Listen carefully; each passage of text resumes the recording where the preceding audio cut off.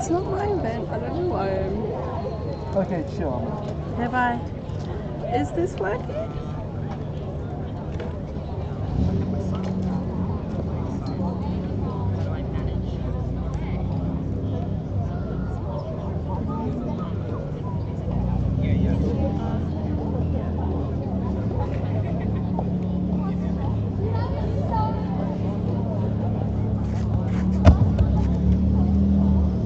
Hello.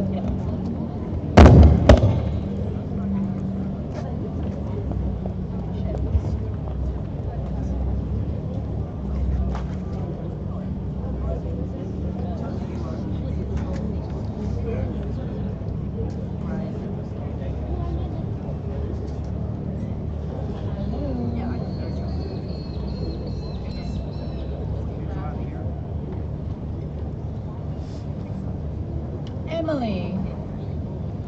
Perfect, you can hear me. Stay there.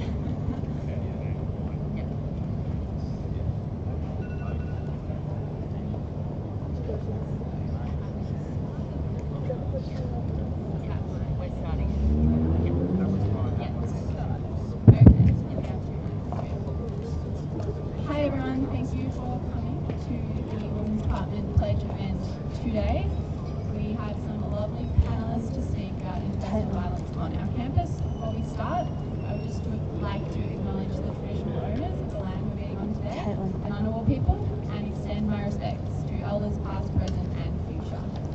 So the Pledge is a campaign that has been running since 2012 to address interpersonal violence on our campus, to look at victim blaming culture and to increase the amount of ethical bystander behaviour. This year we've taken a bit of a different approach to the campaign. We're looking at different ways that different groups can engage with the campaign. So looking at how individuals can act to address this issue, how communities can act to address the issue, and how we can create structural institutional change. And so I might actually let panellists introduce themselves in 10 seconds before we kick on to the questions, if that sounds better. So, hello, my name is Clodagh. I'm the ANUSA Vice President this year, and my main experience in dealing with interpersonal violence on campus was through 2 years of roles that I had at my residential college in doing pastoral care. So I was Women's Officer in 2013 and a residential advisor in 2014 with a mental health portfolio. I'm Brian Schmidt, the Vice Chancellor, and as the Vice Chancellor is, from my perspective, the utmost priority to make sure that we make the campus as safe and as welcoming a place for everyone as possible. And so this is an area of intense interest because it's an area where we've had some issues and will presumably have issues in the future. I want to minimize this as best I can. And I'm Jasmine, and I'm the head of Fenner Hall, and so also an alumnus of the university, someone who lived in a residence as a postgraduate student, and I do a fair bit of training with all of the students in leadership roles across the ANU residences as part of the combined training, and in particular I do a lot of the responding to disclosures of sexual assault training. Thank you. So I'm going to kick off with a question for Clodagh. So with all the different roles that you've held in the university, I was wondering if you can elaborate on the different experiences that different students have of interpersonal violence, how they're perpetuated, and maybe some experiences you've had. Sure, so I guess the first thing that really became apparent to me in being in a pastoral care role was people's perception of what interpersonal violence is and what sexual assault and sexual harassment looks like. So I came, personally, my own experience, I came from an all-girls school in Sydney, and very much the image that was created for us there around sexual assault was that if we were going to be sexually assaulted, that it was going to be by a man who jumped out of the bush wearing a balaclava in the middle of the night. And we wouldn't know who he was, and it was going to be a random brutal act. When really the majority of cases that happen, and particularly cases that we see or that I saw here at the university, were cases where the person who was experiencing the violence absolutely did know the perpetrator. They had often consented to a part of what was going on, so be it kissing or going out for dinner, or consented to be with that person, but then did not consent to the sex that happened later on, but often didn't come forward initially because a lot of them didn't realise that they'd been sexually assaulted, and off the back of that, the person who the perpetrator also wasn't quite aware of what they had done and the implications of their actions as well. So especially in a college environment, that was very complicated, because you'd have someone going, oh no, well I didn't do that, I didn't know that I was sexually assaulting them, how could I know that? And then someone who had clearly, perhaps without saying the words no, but through other means, through other language, through other body language, had very much tried very hard to give off messages to say that they weren't happy with what was going on. And then the psychological impact of that as well is very much something that our pastoral care systems have to deal with on an ongoing basis as well. So I think a lot of our students come here without a proper knowledge of what is legally sexual assault and sexual harassment, and so that has a twofold effect in that when it happens to people, they often don't realise until the emotional impact of what has happened hits them, but it's difficult for them to label what has occurred.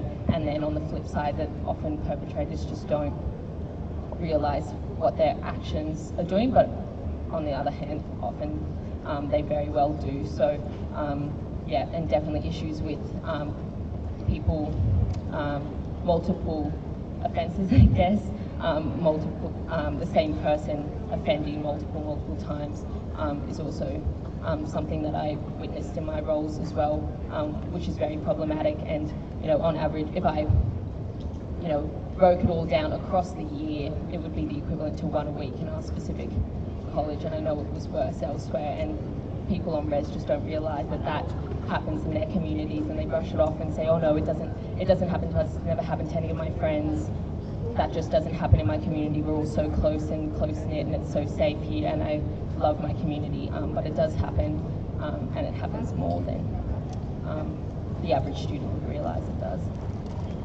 So, by the way, I'm Holly, the Deputy Women's Officer for NAC this year. Yeah, so speaking of communities, yeah, let's turn to Jasmine. So I guess in our residential halls, there's often a unique ability of the whole administration and leaders in the community to shape that culture.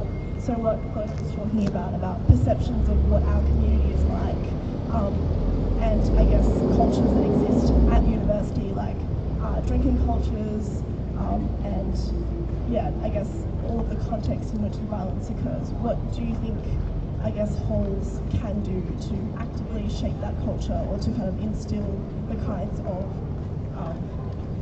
norms that go against violence, and what can we do to prevent violence in that context? Yes, well, I think one of the things that we have to step away from is a tendency to do the thing that Clodagh said, which is about othering the people who commit these offences. So accepting that they are a part of our community, that we don't have any research to suggest that we don't have these students, that our students aren't going to do these things. In fact, we know that this is just unfortunately a part of that. And so accepting that, but part of the problem when other perpetrators, we say they're not my people, they're not my friends, they're not people I know, is that we then assume they can't be influenced, that we can't do anything to change their behaviours, but we can. There's a really solid body of research out there about who perpetrators are and what motivates them and how you can influence them, and you can absolutely influence. And one of the things that influences someone's likelihood of committing a sexual assault or interpersonal violence is their perception of the peer group's tolerance of the behaviour. And so if they have a perception that they're going to get away with it, that they won't be censored by their friends, that this is acceptable behaviour, then they're more likely to do it, and that's a no-brainer, right? And so one of the things that we can do in our communities is hold people to account for their behaviours, but also recognising that these behaviours sit in a spectrum. So it's not just hauling off and punching someone on the face. It's not just the thing where you get someone, completely comatose and have sex with them. It's we saw an example this last week about another residential college and another university singing a chant on a bus that involved treating women as objects. It's recognising that treating people as objects sits in that spectrum, language is in that spectrum, and not sort of writing off those behaviours as no big deal, and sort of continuously holding people to account for their behaviour, and part of that is also about holding people to account for their behaviour when they've been drinking. So the consumption of alcohol is indeed one of the other big risk factors of committing a sexual assault. We don't tend to talk about that as much because, again, it's that thing where we other the behaviour and so we can't influence that. But part of that is also about holding people to account for their behaviour when they've been drinking, and in a very practical way in residential communities that starts right at the very low level where you expect people to behave considerately, tidy up after themselves, not disturb everyone with their noise, and so saying, there is a degree of control maintained when you've been drinking. We still expect people to take responsibility for not drink driving, so the same responsibility still exists, and so that's things right through to holding your friends accountable for their behaviour when they've been drinking, and not writing it off as sort of no big deal when it is a big deal. But language is a really, really important one, and safe online spaces, I think, are becoming repeatedly, a sort of a really important issue too. And so that within a residential community, that's about training your leaders to understand that culture can be created. It's not something that you've got no control over. It's learnt behaviour. So new residents coming in, and in the ANU halls, we're really lucky. We've got so many returners that the new students coming in are looking to those returners to build culture for them, to tell them what the hall is. It's a different setup when everyone's first year in a hall, that's quite different. But we've got so many returners, and we should use that and use them, and so training students to understand how they can set culture. And in a really practical example, we had a lot of first years this year in Whenna. We were a little bit concerned about developing a positive alcohol culture.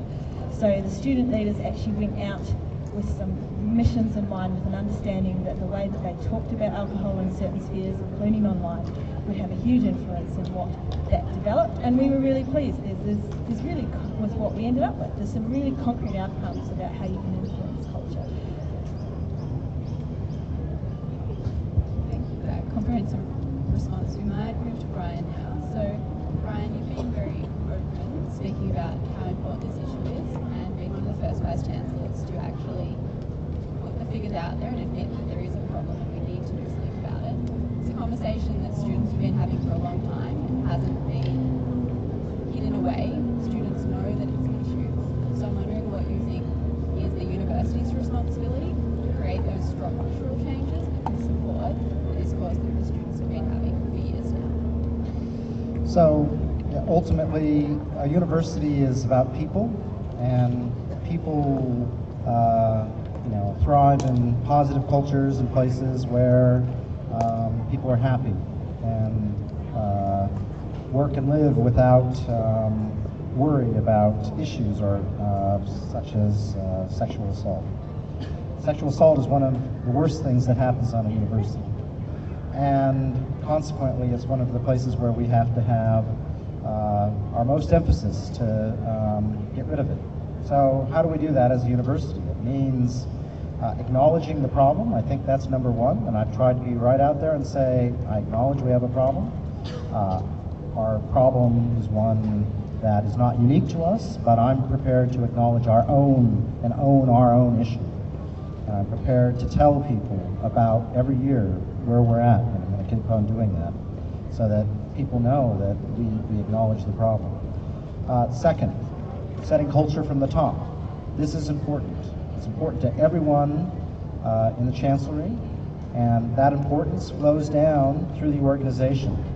It means supporting people who think it's important, like Anusa, like Marsa, like groups within the university, and taking their knowledge, experience, and passion for addressing the issue and supporting it. Because I can help, but I individually am not going to solve the problem. I can support all aspects of the university. It's about providing the resources so that we have adequate support through the residence halls. We have adequate support through the university, and we're not there yet. We're working on places, but it's an evolving process. It's not a, yes, I've ticked those boxes and moved on. It's looking at the problem each year and saying, where are the places that we all collectively think we can have the most positive effect? Because as much as I would like this problem to go completely away, I know it never will. So it will always need to be something we are thinking about. We also need to understand that universities are very diverse places, and people come with a range of cultures and ideas. University, there's a common culture here, and violence of any type, and sexual violence especially, is not tolerated within this culture. And so we need to stigmatize through what I've just described as all aspects of the university, stigmatizing and realizing that little things that are off color are wrong and need to be pointed out, because from little things, big things happen.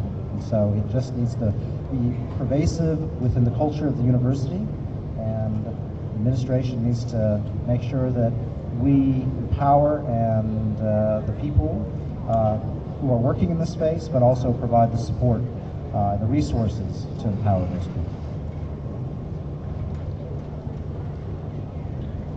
A big thing with resources is we often have students who are disheartened by the fact that they feel like they're being told they have to make the change and be the resource. We've got great student leaders, we've got great SRs, and there's an emphasis on training them.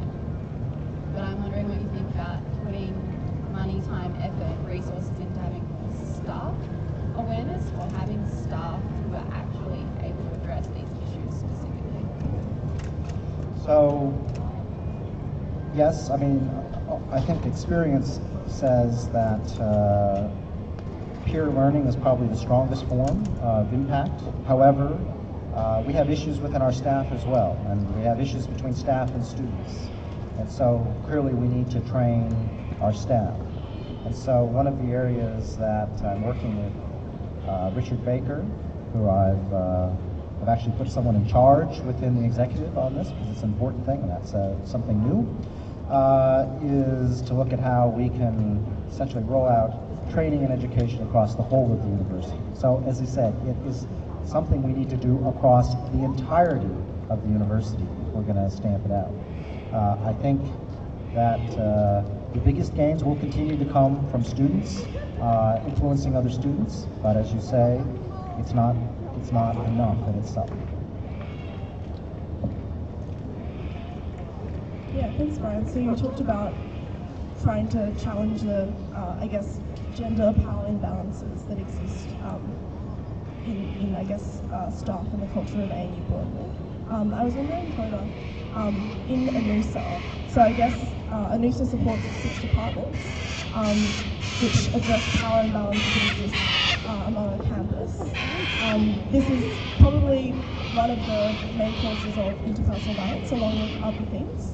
What do you think is the responsibility, I guess, of these departments whose job it is to represent minorities in tackling this violence, as opposed to, I guess, the Students' Association as a whole? I think the departments have an enormous role to play in representing the views, particularly of students who have experienced this sort of violence.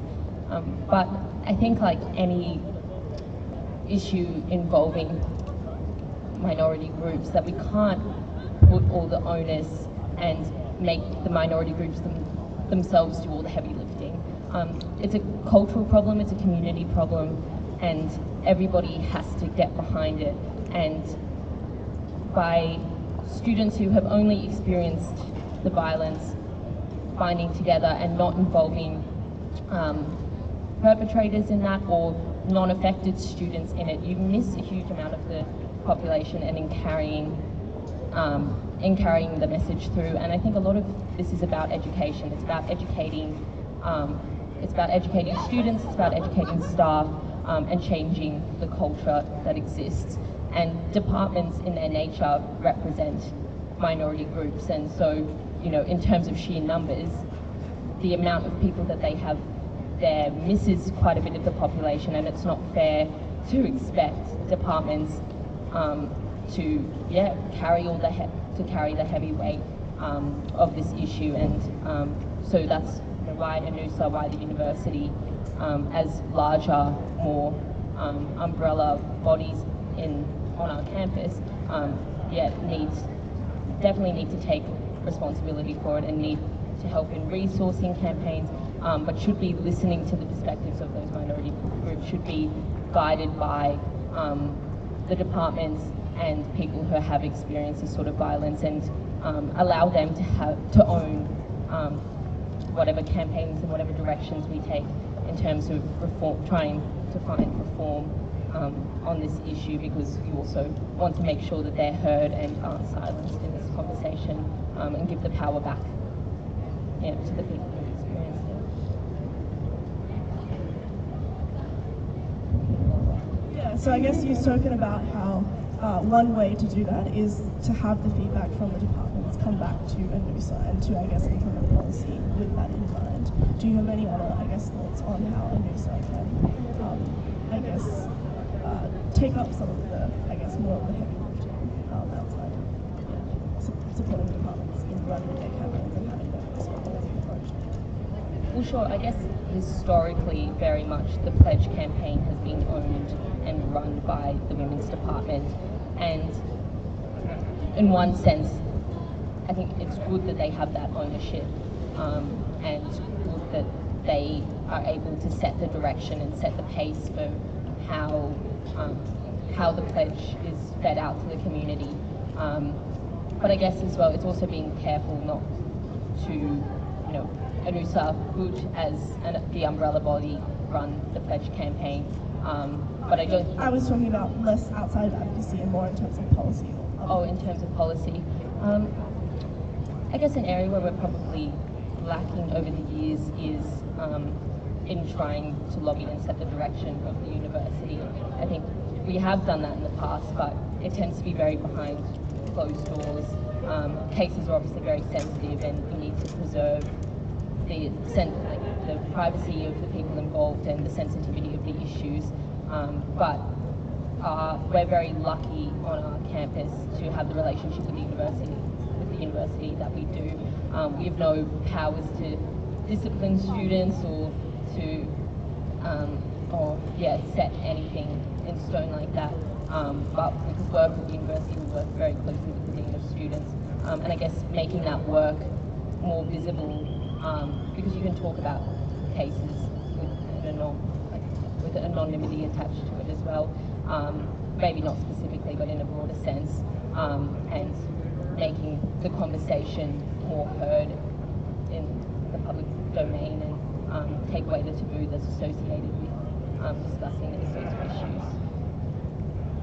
So I might just go to one last question, which I might ask everyone to respond to, just in a few words.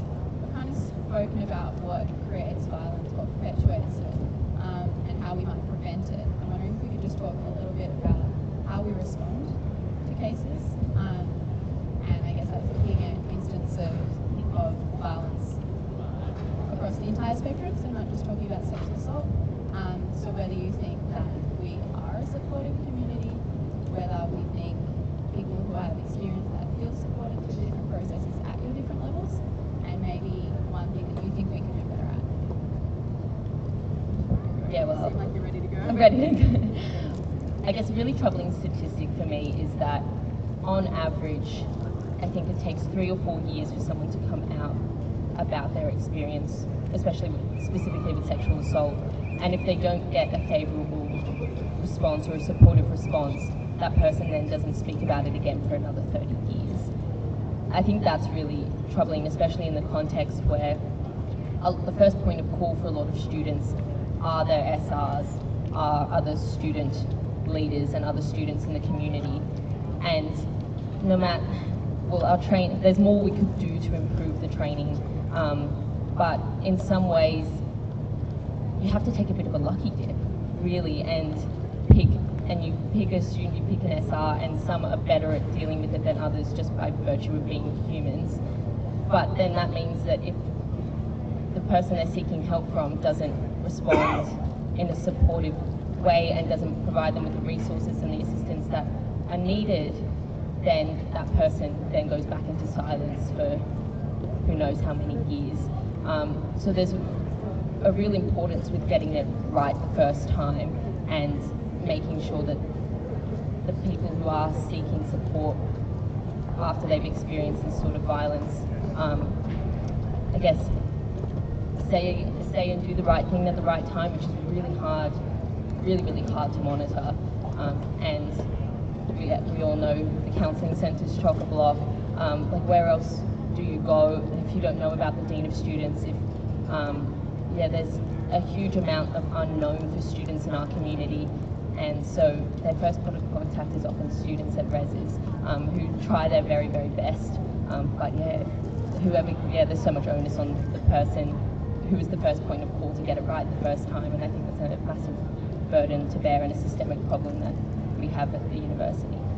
So perhaps at a student level then it is us all being more aware and more able to deal with those disclosures and support each other just by being conscious of the issues. Yeah, absolutely. And people aren't necessarily going to reach out to students in places of leadership. They might, because SRs and things have confidentiality agreements, so that's comforting to a lot of students. But even if they're just reaching out to their best friend, I think that would be a really hard thing, that if the first person you told was your best friend and they were like, oh, I can't talk about it now, change the topic, for example. That's a really hard experience to have. And so broader understanding, broader education, and enabling our community more broadly to help with it. And even if certain people don't feel comfortable talking about it, if they don't feel equipped to have those difficult conversations, to be able to say, I don't know what to say, but I know where to send you, and I know where to refer you to make sure that you're well supported, even if I can't. The average student, I don't think, knows that. Brian, from your perspective? I think it's very important that we provide all people affected with a safe place so that they feel supported, that there is a place that they are confident they can go to first of all report what has happened, and you can't just have one safe space. You need to have multiple places for people so that there's something that's right for every person. So I think from my perspective that's a really important part. As part of that, it is very useful if out of that process we are able to at least pinpoint the nature of the incident so that we can then identify patterns, make sure that we don't have repeat offenders and things like that, but that is at conflict with the safe space in some cases. So that is something that I'm still trying to understand how we can do better. We have an issue that I find, and I think this is human nature, is that when people are affected, one piece of criticism outweighs 1,000 pieces of praise. And that's just part of being human nature. And so in order to really be effective, we have to completely stamp out, things online, insensitive or, awful remarks that are made, because it only takes a tiny drop to make a huge impact on people. And I noticed that as Vice Chancellor. It's the same type of thing at a much less scale, but it is the nature of human nature.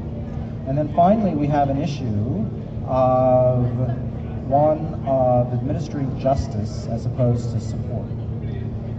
This is an area where it is very difficult sometimes to administer justice. That is, people are given due process,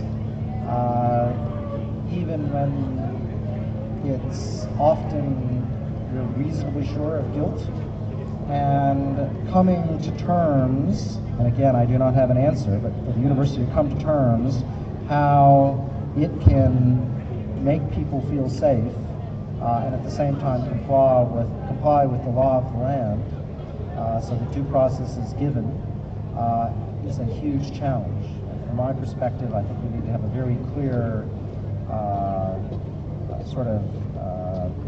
set of behavior guidelines which are allowed in the university that maybe go beyond the law of the land, that we can use, as that is part of what you sign up to when you come to a university, this university.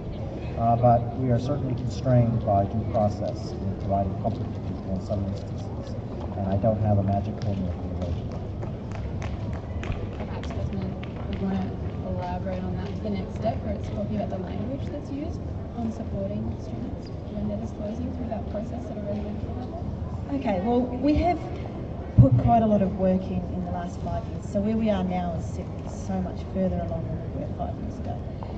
It's a continuous improvement process, but we've put a lot of work into ensuring that the training and around responding to disclosures of sexual assault, the policies, the procedures, the processes, that they line up with what is accepted best practice in the wider community. So they're not unique ANU-centric type things. They're things that have been involved. Counselling Centre's been involved, Canberra Crisis Centre's been involved. I was at a forum in New Zealand last year on campus violence, and our policies and our procedures and our approaches absolutely line up with what is accepted best practice in those institutions in New Zealand as well. So we've made a lot of effort to make sure that we're lining up there.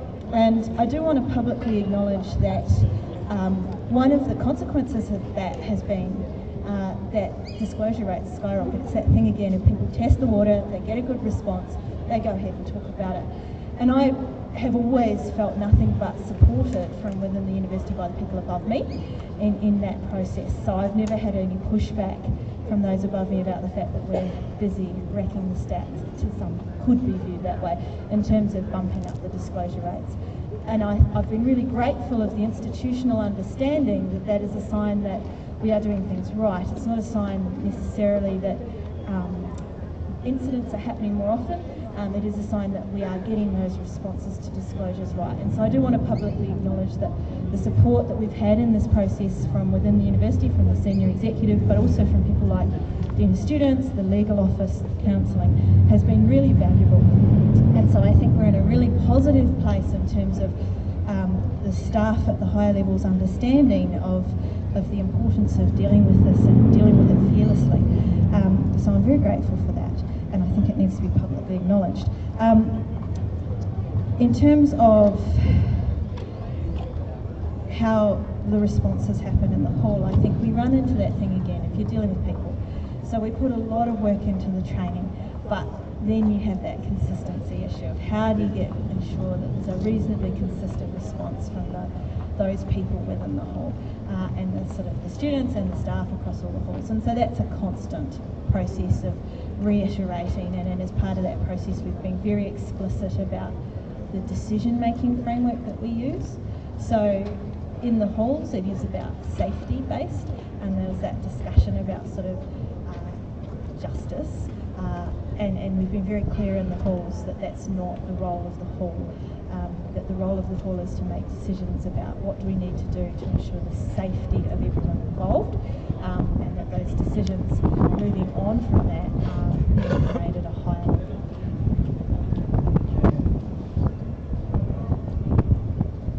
I might just say thank you for coming. We've got very busy panelists, so I say thank you for coming. It's been an interesting discussion. Maybe if anyone had any follow-up questions, feel free to send them through to me or through to panelists themselves. Probably they're pretty open people who are interested in discussing the topic. I wanted to flag that it is Pledge Week. We will be in Newport for the rest of the week from 12 to 2, so you can talk to Women's Department members more about what the Pledge campaign is and how our campus is addressing the issue of interpersonal violence. I'd also like to flag that today we are focusing on calling out interpersonal violence, so that can include all kinds of violence, microaggressions, unacceptable behaviour in our community. So you should be thinking about that every day, but today particularly. think about what is acceptable behaviour in our community.